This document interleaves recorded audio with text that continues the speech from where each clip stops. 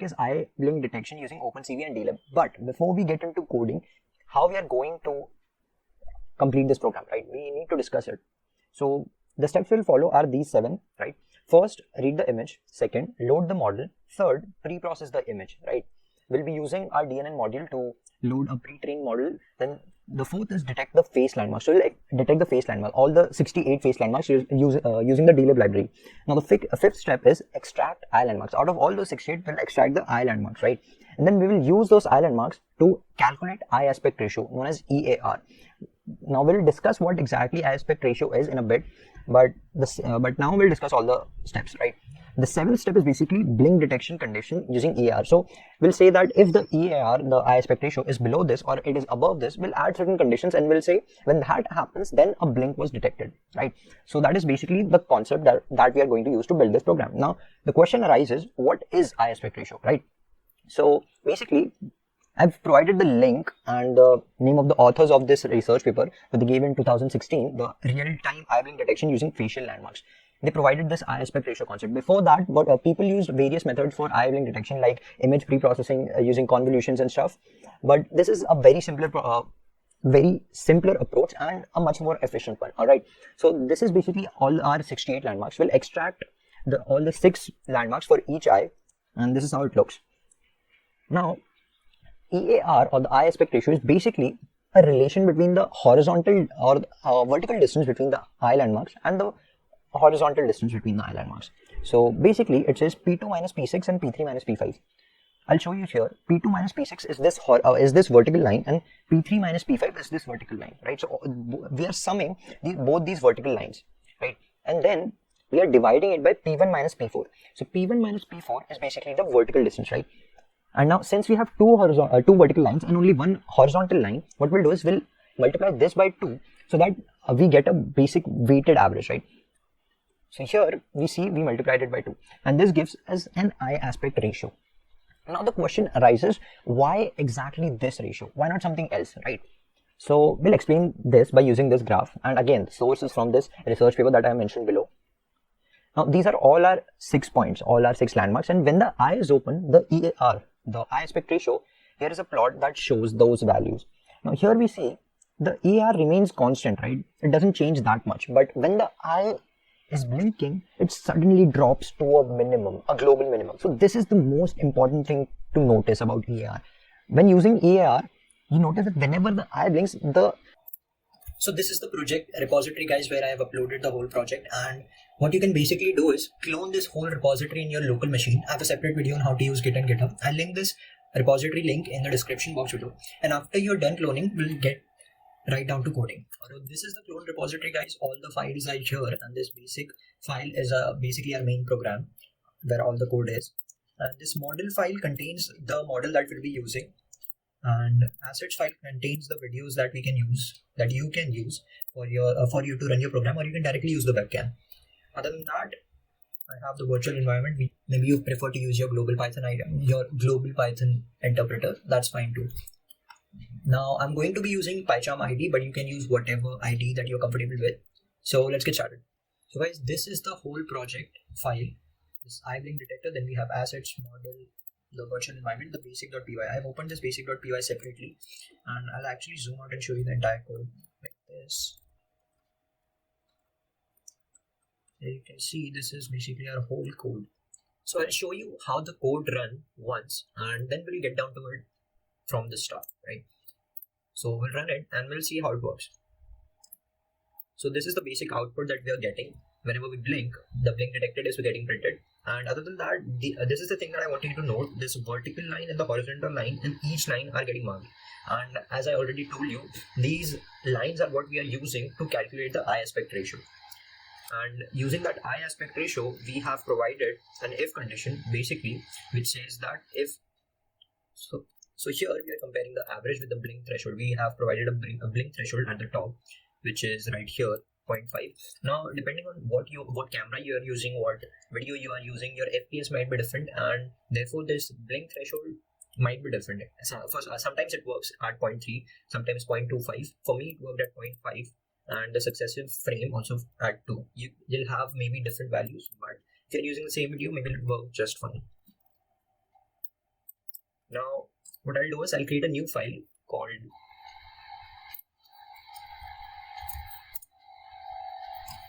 Now we'll start with creating and importing all the libraries, and other than that we'll instantiate our video rendering object, right? So for that we'll open CV2, then import Dlib. For now we'll only import these two, and then what we'll do is our camera object, so CV2 dot video capture, and then actually those of you who are going to use webcam, you can write 0 or whatever the ID is for your webcam. Other than that, I'm going to be using the video, so I'll copy the path and I'll paste it here. So now that we have the camera, we'll run a while loop to successively read all the frames.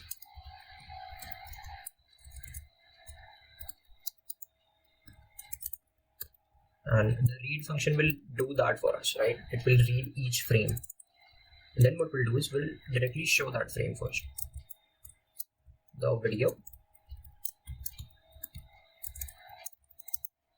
And then we'll also add this functionality when the user presses the Q button, will exit the loop. So for that, what we'll do is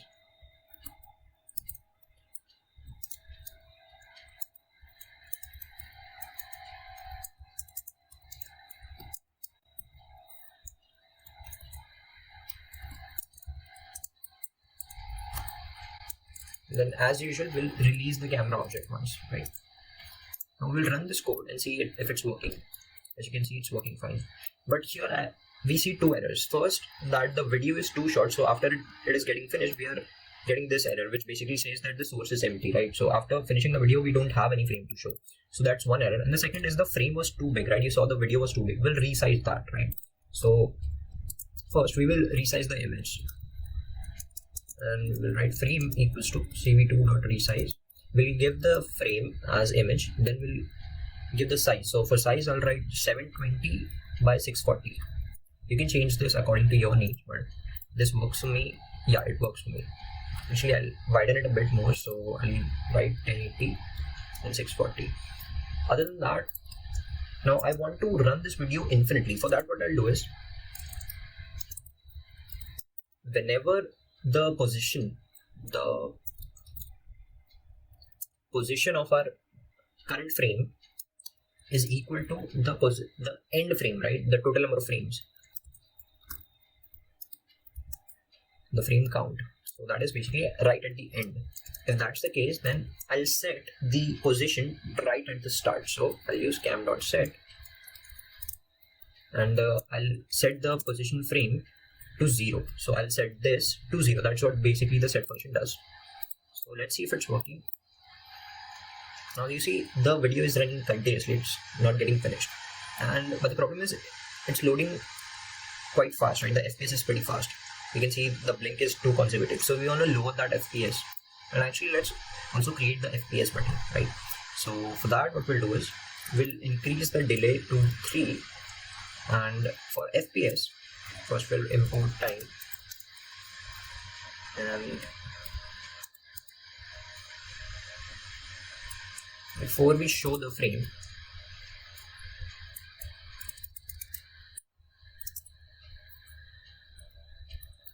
here we'll create an FPS tag.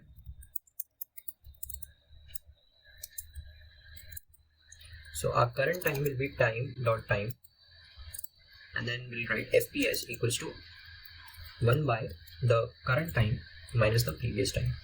So this is basic FPS formula. You can just read it to understand. And then previous time we'll set the previous time to current time. So it will continuously run through the loop and change it, right? And then we'll print this on our frame. So cv2.putText.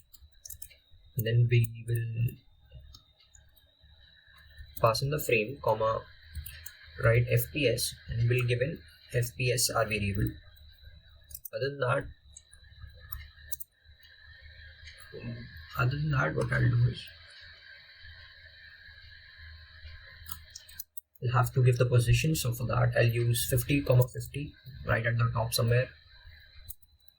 Then the font I'll use as duplex. Okay, font scale I'll say 2, and color I'll say, let's go with red, and thickness 2. Now let's see how it works. it works fine, but I want an integer and I'll scale it down a bit. So red is fine. I wanted an integer, so what I'll do is I'll write the int function here. That should work, and I'll scale it down. So I'll write it as 1. Now let's see. It's kind of small, but you can adjust it. That works. Now the first thing we need to do is detect our face, right? So for that, what we'll do is we'll create a detector object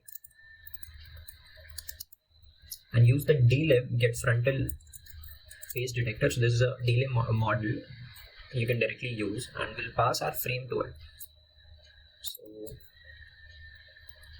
basically here we'll pass it face detection.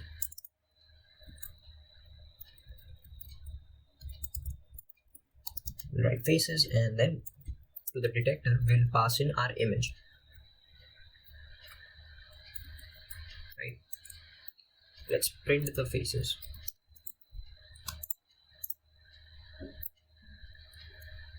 Now see, it works totally fine. We have all the rectangles. This is basically the frame. This is basically the faces that we predicted, right? So it has a special class rectangles, and it is basically a list of the initial and the final point of the bounding box around the face. So what we'll do is, first of all, there is one thing to note here. I pass the frame directly, and it works, but for more accuracy, what you can do is you can convert this frame into a grayscale image before passing. It increases the accuracy, but for our case, it doesn't really matter because not much is going to change. All right. But if you want more accuracy, you can definitely change it to grayscale. And we will convert it to grayscale for the landmark detection because there we need more accuracy. So for first, what we'll do is we'll just create bounding box around the faces that we detect, right? So directly copied the code for bounding the face coordinates in a rectangle because this is something that I've already covered in the past projects. So I have directly copied the code. And since face is a special class in the Dlib library, you can't directly access it like a dictionary or a list. You have to write face.left, .top, right, and bottom to get the specific coordinates of the initial and final points. Then we'll use the rectangle function and we'll bound the box. We'll run it and we'll see how it works. So this is basically how it works.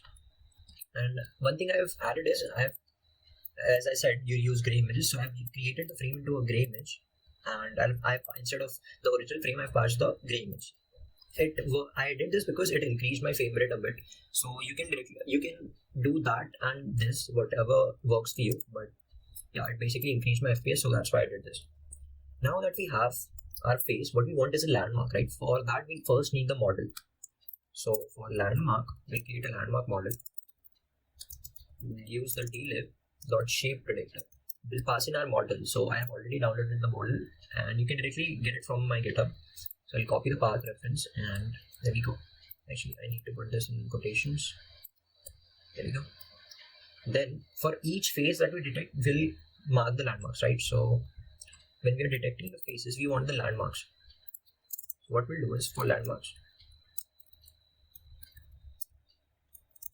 write shapes equals to a landmark model, and then we'll pass in our grayscale image and the face rectangle. This face that we extracted, will pass in that face, right? So this is it. This is basically how it works. Then we'll print the shapes.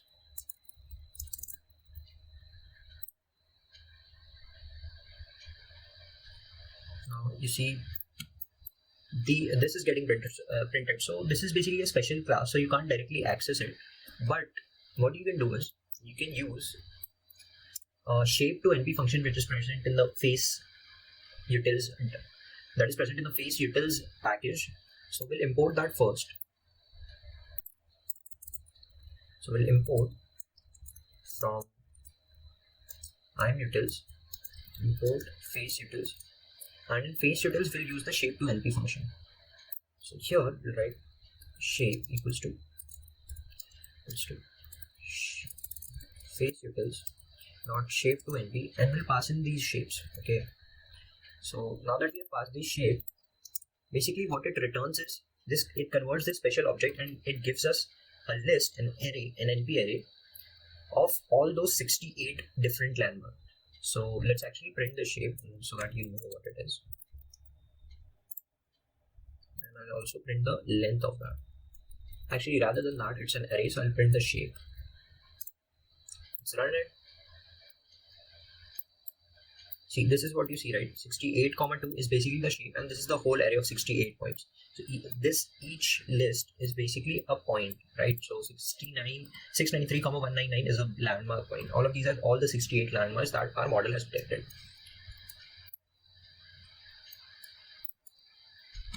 Now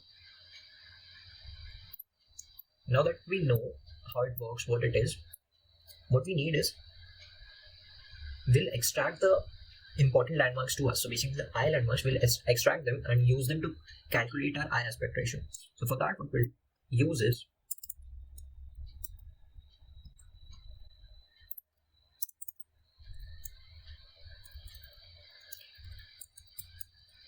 we first need the eye IDs, right? We want to know out of those 68 landmarks which of these we need. So you can actually always try that. If you can always mark all the landmarks and do this manually, but we have a special function in FaceUtils which lets us access all those points. So here I have copied the code for getting all the IDs. So in FaceUtils we have this function FaceLandmarks ID XS, and we can provide left eye and right eye. So what basically this function what it does is, for the left eye it will give us the starting point and the ending point. So basically our eye is covered by 6 landmark points. I have shown you the diagram and in the preview, but yeah, so all these 6 points are in cyclic order. So when you get the starting point and the ending point, you can basically tell all the other points, right? So if this is 1 and this is 9, so 1 and this is 6, so 1 2 3 4 5 6, so you can get the basic idea of, so basically you only need the starting and ending point. So that is what we are extracting right here, right? You can always print this to, actually I'll just print this once to show you how this works.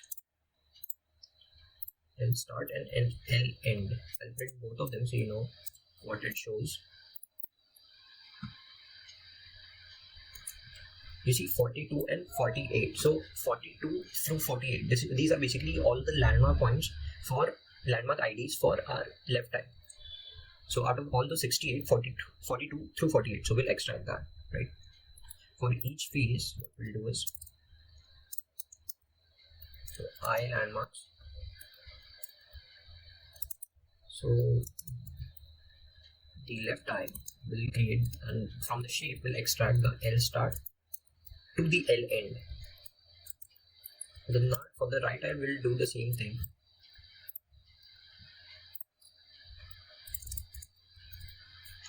And here, right, R start and R end. So this will give us all the landmarks. What you can, if you want to cross check, what you can do is you can mark all these points, right? So once again, I'll directly copy the code for marking.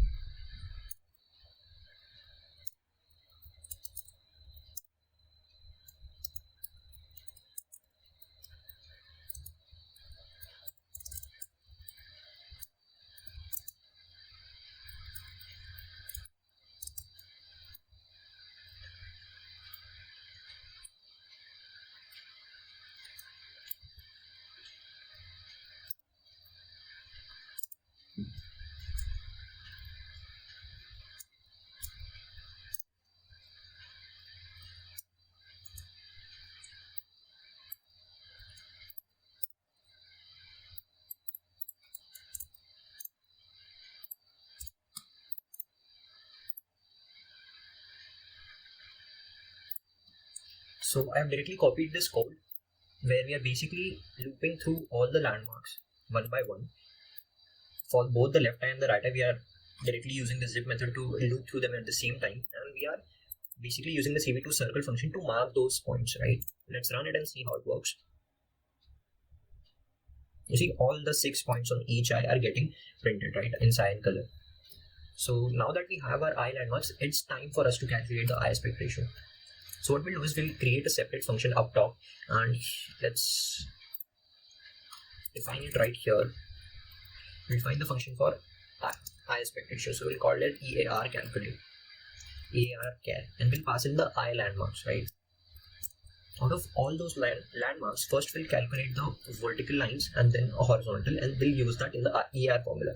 So first the vertical line, right? For that we need the first point, y1. So before we start, we'll actually import the Euclidean, the distance formula from the Spacey library. So from scipy.spatial, we'll import distance as dist. So in this module, we will use the Euclidean distance to find the distance between those 2 points, right? First, we'll calculate the vertical one. We'll pass in the dist dot Euclidean distance, and we'll pass in the 2 points. So the 2 points are basically the I landmark start from here and then go all the way goes cyclic. So we want these 2 points, right? So 0, 1. So the first index and 2, 3, 4, and 5. The first and 5. So we'll pass in the first index, comma I, comma 5. This will give us this vertical line, and then for the next vertical line, similarly, what we'll do is vertical 2, and we'll write dist dot Euclidean, and we'll pass in 0, 1, 2, 3, and 4. So 2 and 4. So to better visualize it, you can do you can put the chart picture that I provided right next to you and see it. But these are for the vertical lines, and other than that, for the horizontal line, we only have these 2 points, right? So for that, what we'll write is horizontal one dist dot Euclidean, and we'll pass in the 0th index, then 0, 1, 2, and 3. So 0 and 3. So we have all the 3 line distances. Now we'll apply the EAR formula, which is basically the sum of the 2 vertical lines. So V1 plus V2, and then we divide it by the horizontal part, so H1, and we'll return the EAR, right? We'll do this for both of the eyes. So here, right, the left EAR equals to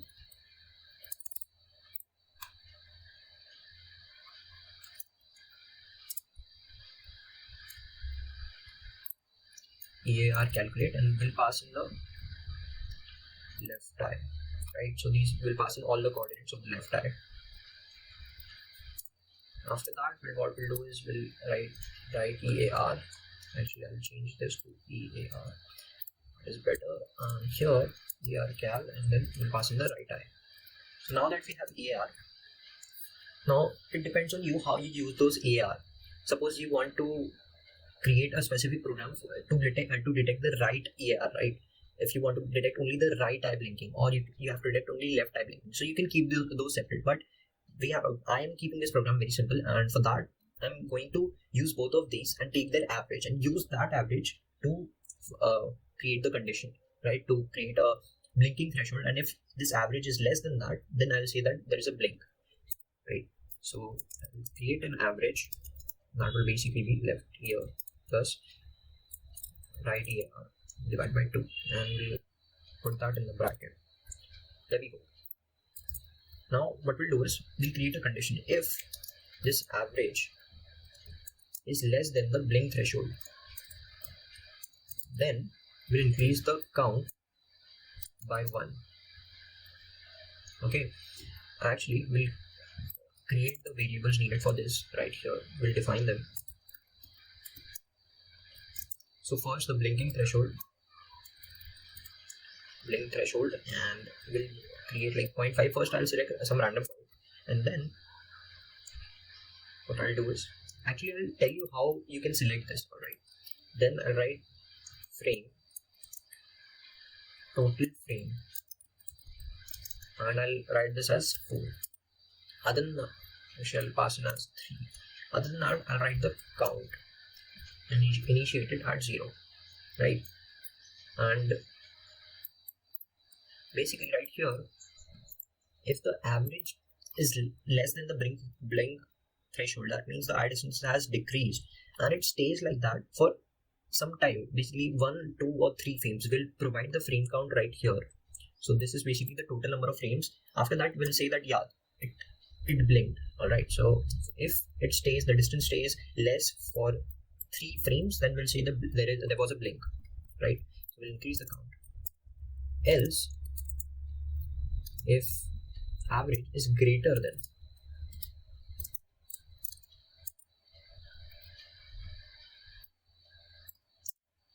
else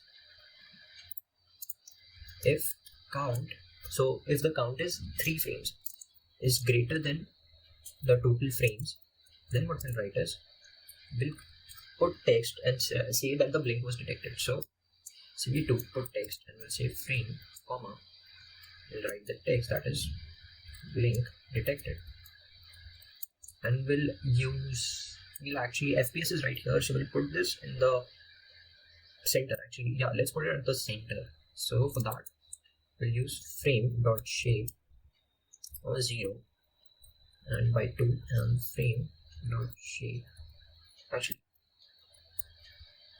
by 2 is the double, because we need to pass in integers, so we'll use the double division. Basically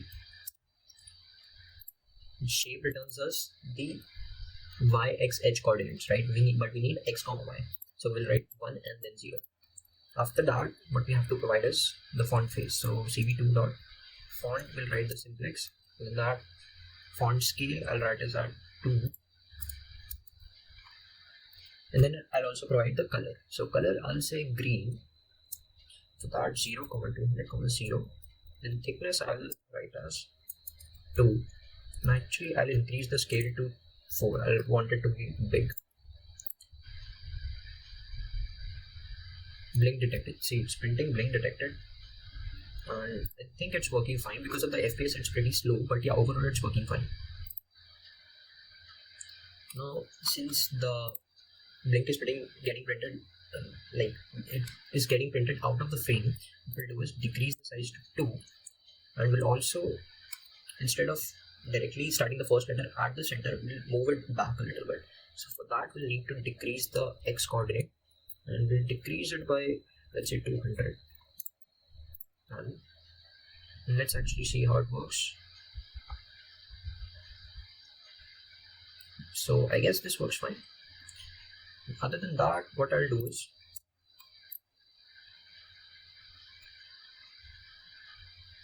I'll put an else condition, so that if the count has increased but it's still less than this TT frame, right? So for that, what we'll do is we'll set the count back to 0, right? So if it's less than this total number of frames, I have set this to 3. So if the distance is less, but for less than 3 frames, then we'll directly set the counter to 0 and this loop will start again, right? Now that we have our whole condition set, our program is complete and it's running fabulously, but you can see that it's pretty slow, and this time it didn't detect. But the main problem in that is basically the FPS. Alright, the FPS is way worse, and that one of the reasons is because my laptop is pretty slow. The detection, this whole detection of using models is getting pretty slowed down. That's why the FPS is very low, and that is basically affecting this. And I told you I would tell you how to select this 0.5 value, right? So what we'll do is we'll print the EAR when it's getting calculated. Sorry, we'll print the average, right? I'm using average. If you're using the left EAR and right EAR separately, then you can use that. So I'll print the average right here, then run again. So now that you see, we'll wait for the blink to be getting detected, and you see blink detected. That means there was a low point, and I showed you the graph. When the blink gets detected, the graph drops down to a minimum value. So we'll search and we'll see what's the minimum value. You see here 2, 9, 3, 4. So basically it came all the way down to 0.29. Other than that, it always stays in 6 point something range, right?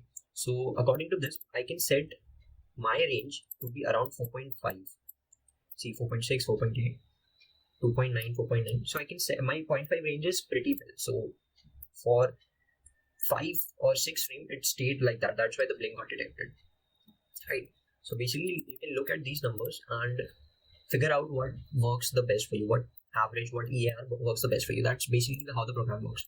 And yeah, basically, our program is complete. You can remove all the print statements, and yeah, you have a complete working model to detect the eye blink detection, right? And this is a pretty useful, it has a pretty useful application, that is basically to detect the state of the user whether the user is active, he's drowsy, he's sleeping. You can use this to find that state, right? And it can be very useful in preventing traffic accidents while the user is driving. So it has a very major application. And I think that's it for the video. Next time what we'll be doing is we'll create a program for object detection. So that's our next video, and we'll continue on with. So hey guys, that's it for this video. Thank you guys for watching, and today I'm going to be sharing with you one of the biggest publications in data science, that is Towards Data Science. This is one of the major publications, and they are very particular about the topics that they publish. So you'll have a great reading and learning experience while you read their articles. So make sure to read some of the articles that they publish, alright? Whichever articles that you find are interesting, maybe you'll learn something from them, which you will definitely do if you try their articles. Other than that, if you are interested in technical writing, if you like writing blog posts on data science topics, what you can do is you can go to their contribute section and give your article for them to publish. And they have a follower rating of about 600k followers, right? So your article will, if your article is selected, your article will be read by a huge number of followers. So that will be a good boost for you. And yeah, and their reputation is pretty good in data science, so that will help you a lot. If you have any doubts, just DM me on my socials and I'll reply you back. Okay, so see you guys next time.